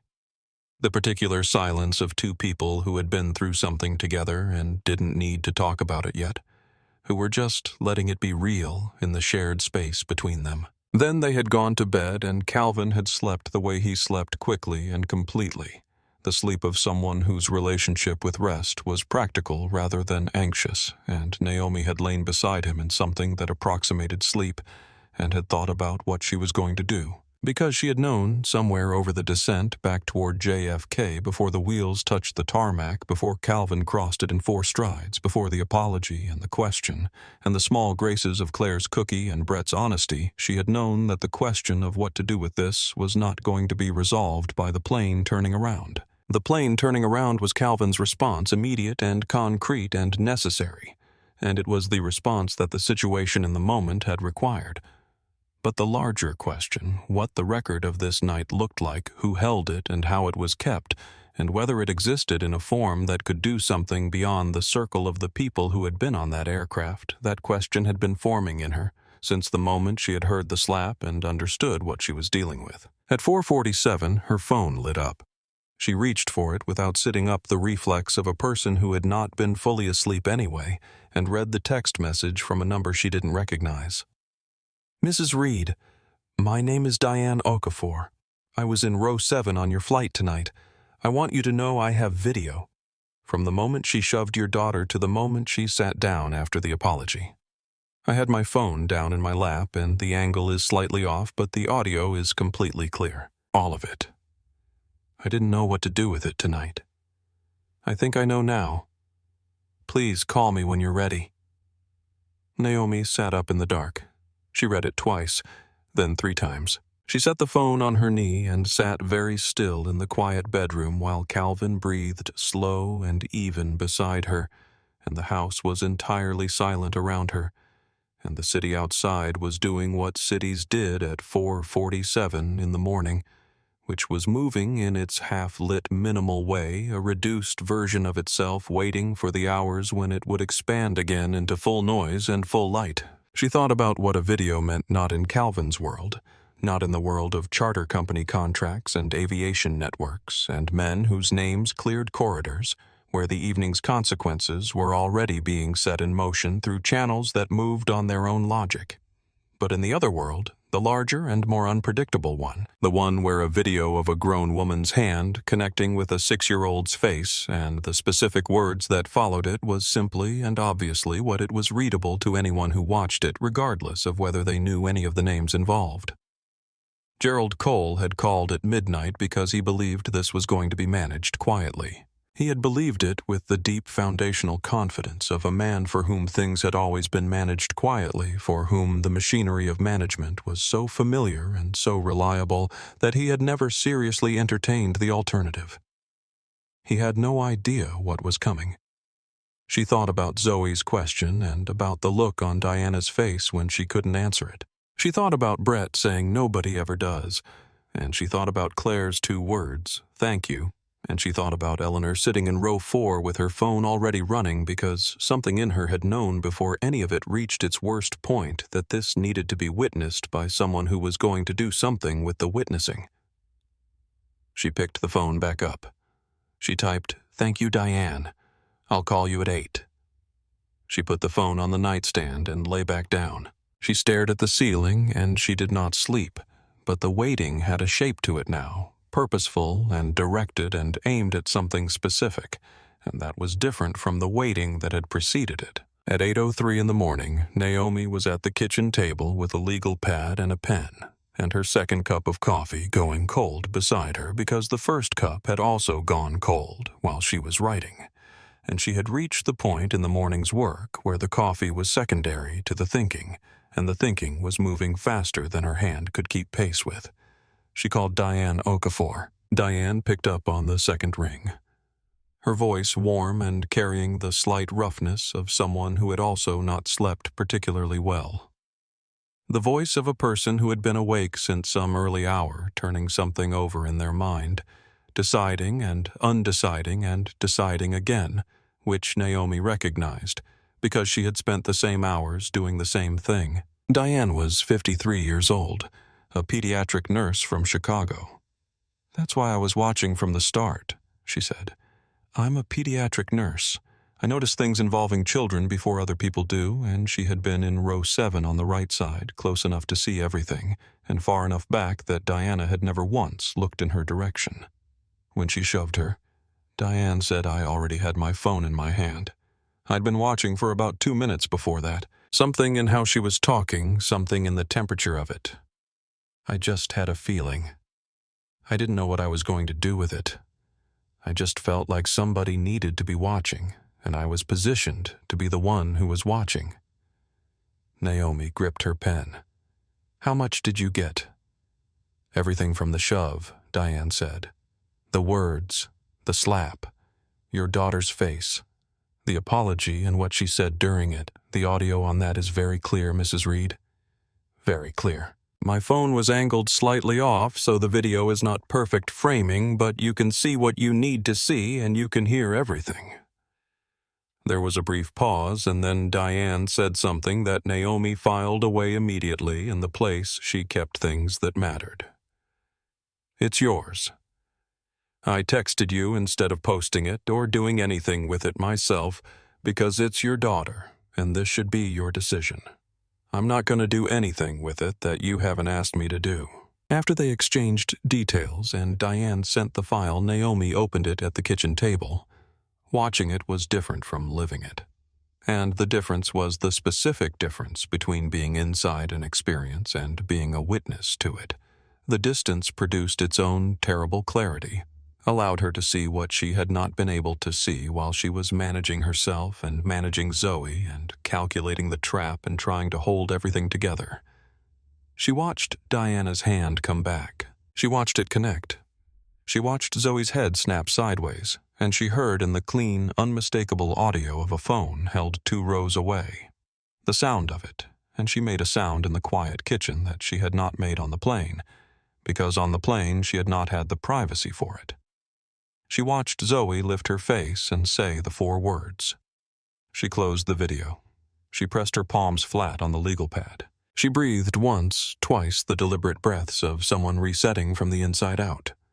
When David came downstairs 20 minutes later and read her face without needing to ask any questions, she pressed play and let him watch.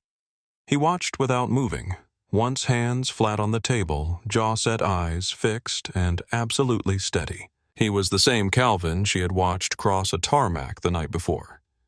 The same quality of controlled, directed attention, but what was in his eyes when the video ended was something that she understood fully and could not have described to anyone who hadn't earned the same understanding. "Who is she?" he said. "Diane Okafor, pediatric nurse from Chicago. She's giving us 24 hours. She doesn't have to. It's hers. She can do whatever she wants with it, but she's giving us the choice." Calvin looked at the phone on the table between them. "What do you want to do?" Naomi looked at her notes, 3 pages of the legal pad covered in the precise, compressed handwriting she used when her mind was moving faster than the pen, and she laid out what she was thinking, the way she laid out engineering problems clearly in order with the decision points identified and the relevant factors stated beside each one, without embellishment. 2 paths. The first, private pressure running through Calvin's network and the channels he had already activated overnight. The charter company CEO, who was an old friend and who had already been called. The Cole family's law firm, 2 of whose senior partners were in Calvin's investment network and who had been informed of the evening's events. The regulatory filings available through his attorneys, the civil options, the quiet and thorough and targeted consequences that could be arranged by a man with Calvin's resources and Calvin's relationships working through the infrastructure of a world that understood how these things were done. This path would cost Diana Cole professionally and cost Gerald Cole in the specific ways that cost him most in access in relationships in the currency of trust and alignment that his world ran on. It would hurt them, Naomi said, in the ways that hurt people like them. It would be real, and it would be lasting, and in 10 years you would still feel it in their operation. The second path go wider. Take the video. Take their names. Take the full story, including the history between Calvin and Gerald Cole, the investment meeting, the pulled commitment, the comment about character and judgment delivered to a room full of people while looking at a black man, and put all of it in a space where it belonged to everyone, where the Cole family's publicists and lawyers and damage control machinery could not reach it before it had already become something larger than any of their management tools could contain. Calvin said what needed to be said. If we go public, we lose control of how the story gets told. The narrative can be taken from us before we've finished giving it. I know that, Naomi said, and Zoe is the reason I'm considering it anyway. She leaned forward slightly, both forearms on the table, the posture she used when something mattered enough to close the physical distance between herself and the person she was talking to. Calvin, that video shows a woman calling a 6-year-old black girl a filthy animal on a private aircraft. And then it shows that same little girl looking up through her tears and saying 4 words that turned the plane around. That story is not just ours. It belongs to every parent who has ever stood in a space where someone did something to their child that they were absolutely certain would have no consequence. She paused. I'm not trying to destroy Diana Cole. I genuinely don't care enough about Diana Cole to make her the point. The point is what she felt safe doing. The point is what convinced her from the moment she shoved Zoe in that aisle that there was no version of this with a real consequence. That conviction was built, it was put in her over years by people and structures and a lifetime of being extracted from accountability. And that's the story. That's what needs to be seen.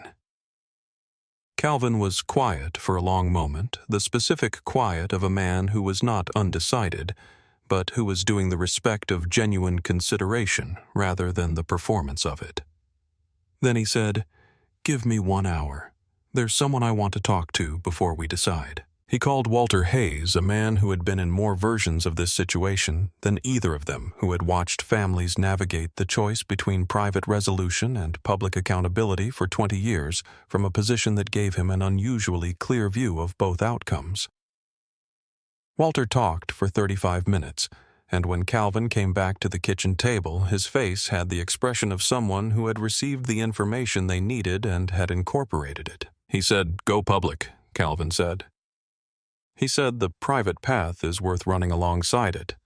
But if the goal is what you said this morning, then the story needs to exist where money can't manage it. And he said the video changes everything. Without it, you have a story. With it, you have evidence. Evidence is harder to spin than a story. Naomi reached for her phone. While Calvin made his calls, Naomi sat with Zoe in the living room, and Zoe arrived at 9:15 with the elastic morning-specific resilience of a child whose body had decided entirely without consulting anyone that the night was over and the day was beginning, and that the appropriate response to the beginning of the day was to come downstairs and find out what was happening. She came down with Admiral under one arm and her hair in the magnificent multi-directional state that it achieved every morning without any apparent assistance from anything. And she climbed into Naomi's lap with the proprietorial ease of a 6-year-old who considered her mother's lap a standing reservation, requiring no advance notice, and she looked up at her and said, "What are we doing today? Dad and I have some things to take care of this morning," Naomi said. "Then whatever you want." Zoe considered this. "Admiral wants to see the aquarium," she said. "The seahorse exhibit specifically. He has a professional interest." "What kind of professional interest does Admiral have in seahorses?" Zoe looked at her with the patience of someone explaining something self-evident. "Elephants and seahorses have similar qualities of dignity," she said. "He finds them collegial." Naomi pressed a kiss to the top of her daughter's head, and then, because she needed to know, and because Zoe would tell her the truth without managing it. "How does your face feel today, baby?" Zoe reached up and touched her own cheek lightly, the exploratory touch of someone assessing something from the outside. "A little itchy," she said. "Is that normal?" "That's totally normal," Naomi said. "That's just it getting better." She kept her voice even and filed the words "a little itchy" in the place she kept things she needed to feel later when she had the privacy to feel them without it affecting the room. Zoe was quiet for a moment, and then Mom. "Is that lady going to get in trouble?" Naomi chose her words with the care she always used when Zoe asked questions that deserved a real answer rather than a managed one. "I think she's going to have to answer for what she did." "Yes." "Good trouble or bad trouble?" Naomi paused. "What do you mean by that?" Zoe shrugged the particular shrug of a child who had not yet learned to dress up her thinking in adult-sized packaging before presenting it. Is she going to have to learn something, or is she just going to get in trouble and stay the same? Because if she just gets yelled at and nothing changes in her head, then she'll just be more careful next time. But if she has to actually learn it, she trailed off and shrugged again as if the conclusion were obvious. Naomi held her daughter a little tighter and thought about Gerald Cole's midnight phone call and the charter company CEO and the attorneys and the video and the journalist she was about to call, and she thought about what Zoe had just said, the 6-year-old's taxonomy of consequence. The distinction between punishment that was just pain and consequence that was understanding, and she thought about what she was trying to build with the decision she was making this morning, and whether it was the right kind of trouble. Calvin was in the doorway. He had been there long enough to have heard all of it. Both, hopefully, Naomi said. "I think it'll be both." "Okay," Zoe said, apparently satisfied with this answer, and wriggled down from Naomi's lap and went to find cereal with Admiral under her arm and her hair doing whatever it wanted. Naomi spoke to the journalist, a woman named Patricia Song, 12 years at a national outlet with a reputation for the specific quality of journalism that treated the people it covered as complicated human beings rather than story elements for 45 minutes. And she told the story the same way she had told it to Calvin on the phone at 30,000 feet, beginning to end. Facts in the order they occurred, precision, without embellishment. Trust in the facts to carry their own weight without requiring performance from the person delivering them. Patricia asked about Gerald Cole. Naomi told her what Calvin had told her the investment meeting, the pulled commitment, the comment about character and judgment delivered while looking at Calvin, and she said clearly that she was reporting what her husband had shared with her and not making independent claims about events she hadn't witnessed. Patricia asked about the video. Naomi said Diane Okafor would speak to her directly. "Why are you doing this?" Patricia asked toward the end of the call. "You have the resources to handle this another way. A lot of people in your position would take the settlement and the private apology and move on." Naomi thought about Zoe's question, good trouble or bad trouble, and about Brett saying that nobody ever did that. There was never a someone, that he had waited for 6 years for a someone who never arrived. "Because my daughter is going to grow up in a world where this keeps happening," she said. "I can't protect her from all of it, and I wouldn't want to, even if I could, because you can't build a child by making the world smaller around her. What I can do is make sure that when she's old enough to understand what happened on that plane, she can find a record that says her parents didn't manage it quietly, that says it was wrong out loud with her name attached to it. That's what I can do for her." The story ran the following morning at 6:47 a.m. By 8, it had 80,000 shares. By 9:30, Diane Okafor's video, clear audio, the full sequence from shove to apology to Zoe's 4 words, was the most watched item on every major platform. "Get out now, you filthy animal," followed by "My dad owns this plane," the two halves of the story in less than 30 seconds of video visible to anyone who wanted to see it. The Cole family's publicist issued a statement by 11 a.m. It used the word misunderstanding 4 times. It used the word regrettable twice. It noted that Diana Cole had already personally apologized to the family. It did not use the word assault. It did not include the words filthy animal. It did not mention that Diana Cole had struck a 6-year-old child. The internet noticed every single one of these omissions within approximately 4 minutes, and it did not let any of them go. Gerald Cole's press conference held that afternoon used the word everyone in the sentence about growth and reflection, a moment for everyone involved to reflect and grow, as if there were multiple parties to the question of who had put their hand across a child's face and called her an animal.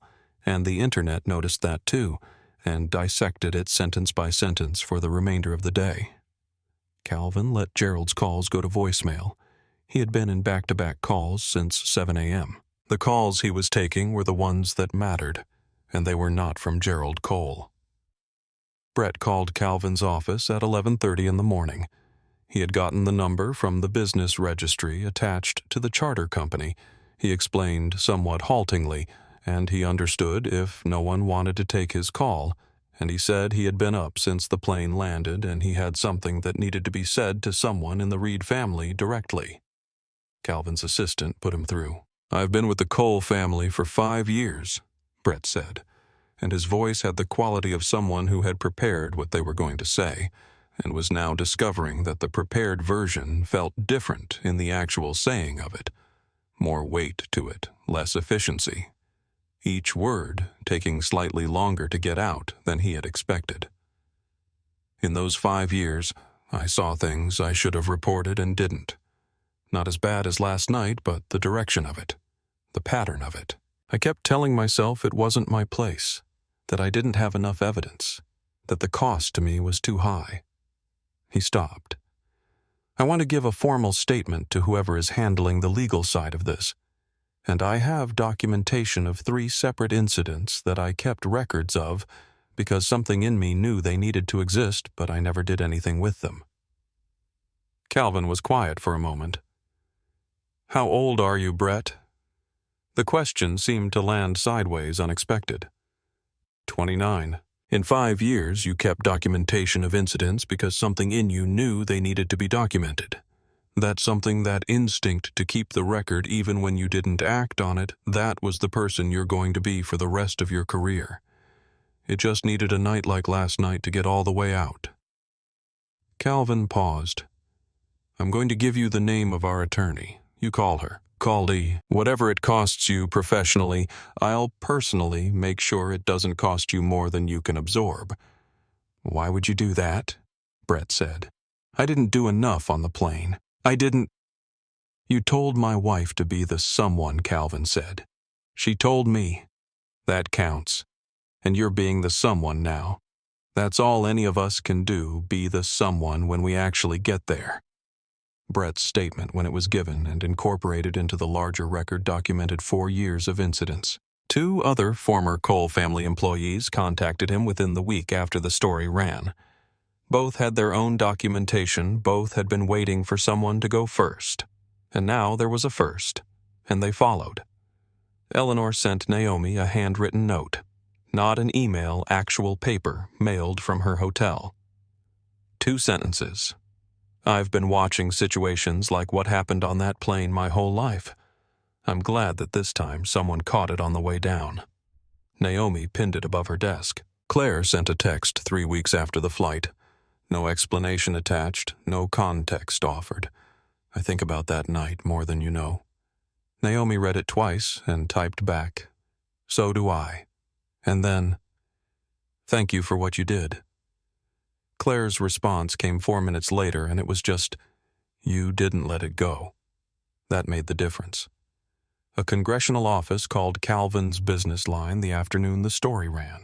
A representative who had been working on legislation addressing discrimination in private transportation for 3 years had seen the video, and the office wanted to speak with the Reed family about whether they would be willing to be part of a conversation that had, until the morning of Diane Okafor's video, been unable to find the traction it needed. Diana Cole was in a hotel suite with the curtains drawn, and her legal team in the adjacent room, and her phone filled with notifications she had stopped opening, and her father's voice. She had heard it 7 times in the last 12 hours on voicemail messages she had listened to once, each and not returned, telling her what they were going to do next, how they were going to manage this, what the family's position was going to be, and how she needed to present herself in order to support that position. She was watching the video for the 5th time. Not because she wanted to. She had not wanted to watch it the first time and had not wanted to watch it any of the times since. But because she kept returning to a specific moment in it. A moment she needed to see again, each time she thought she had seen it enough, the moment that was not the slap, and was not the words, and was not any of the things the internet was focusing on. It was the moment when Zoe asked her question, and Diana's face didn't answer. In the video, you could see it clearly, the question arriving. Diana's mouth opening, and not producing anything. The silence of a woman who had known the answer and had no way to give it, and no version of not giving it, that was not itself a kind of answer.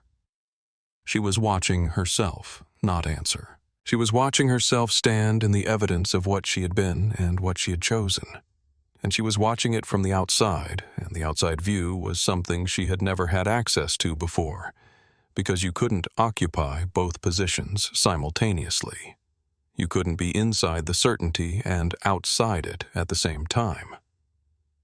She had been certain there would be no consequence. Foundationally, structurally certain, not as a thought, but as an assumption so deep it never needed to be examined, built into the foundation of how she understood the world, how she moved through it, what she expected from it.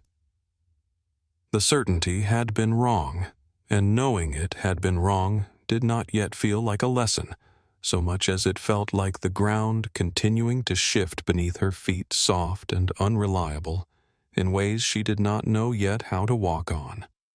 She closed the video. She put her phone face down. She sat in the dark and held for the first time in her life the weight of the question a 6-year-old had asked her and that she still did not have an answer for. 3 weeks later, Calvin and Naomi flew to Washington on a commercial flight, middle of the plane Zoe at the window and Admiral in the middle seat with a small safety belt that Zoe had fashioned from the spare paper in her backpack because Admiral had been on enough flights now to have opinions about proper restraint systems. Nobody on the plane looked at them sideways. Nobody said anything that required a response. The flight was entirely beautifully unremarkable, which was precisely what it should have been, which was precisely what every flight should have been, and the ordinariness of it felt to Naomi like the most radical thing she had experienced in 3 weeks. The congressional meeting was 4 hours of real substantive work, Naomi laying out the timeline with the same precision she had used at 30,000 feet, then stepping back to let the people whose job it was to translate experience into legislation do their translation, contributing when the conversation reached the question of what the law needed to say and how it needed to say it. There was a moment toward the end of the second hour when Naomi said something that made the room go quiet. The standard is simple. No private ownership of any enclosed transportation space removes the protection of the people inside it. No family name, no account, balance, no history. The standard is you don't get to hit a child and call her an animal and call it a misunderstanding because you can afford a better lawyer than her parents, and the congresswoman looked at her and said, "That's the language, that's the principle," and wrote it down. On the flight home somewhere over the dark, flat middle of the country, Zoe woke from sleep and looked out the window at the scattered lights below for a moment, and then she said with the particular conversational tone she used when she had been thinking about something for a while and had arrived at a conclusion, "Mom, I want to be a judge." Naomi looked at her. "Since when?" "Since Washington," Zoe said. "The congresswoman's job is good, but I want to be the one who makes the rules that the lawyers use. I want to decide what the standard is." Calvin opened one eye. "She's going to be a judge. She's going to be whatever she decides to be," Naomi said, and she said it quietly and with absolute certainty, the same certainty she brought to the things she knew completely. "And the world is going to make room for it." Calvin closed his eye again. He was smiling. Naomi turned back to the window. Below them, the country moved beneath its darkness. All those lives and rooms and kitchens and children asleep in all those houses, and somewhere in all of it, the consequences of a single flight were still moving outward in their slow, unpredictable circles, touching things she would never see, reaching people she would never meet, doing what truths did when they finally got out into the air, which was travel further and faster than anyone had planned. The legislation moved out of committee 6 weeks after that flight with 3 co-sponsors who had been unreachable, suddenly returning calls. Diana Cole did not appear publicly for 2 months. Brett's statement, combined with the documentation from 2 other former Cole employees who had been waiting for someone to go first, became part of a legal file that the Cole family's team could not manage quietly because it was already part of the public record. Gerald Cole stopped calling. The charter company contract was not renewed. Diane Okafor went back to her patients in Chicago. Brett found work at a firm that did not require him to look at his knees. Eleanor's handwritten note stayed pinned above Naomi's desk through the summer and into the fall. The congressional bill passed its first committee vote on a Thursday morning, and Naomi found out about it from a text from the Congresswoman's chief of staff that said only first step, more to come. Thank you for not letting it go quiet. She read it at the kitchen table with her coffee, and she sat with it for a moment, and then she went to wake Zoe up for school. Zoe would not remember all the details of that flight. She was 6, and 6-year-olds did not carry the architecture of events the way adults did. They carried the feeling underneath the bone-deep understanding that arrived before language and stayed after the specifics had softened and faded. What Zoe would carry was this, that when someone came for her, her parents came back harder, that there was no altitude at which she was alone, that she was worth turning planes around for, and she would carry that understanding into every room she ever walked into. Every hard decision, every moment that cost something with Admiral in some form beside her, and the knowledge that some truths didn't need a title to matter. They just needed someone willing to say them clearly at exactly the right moment in a voice small enough to cut through everything.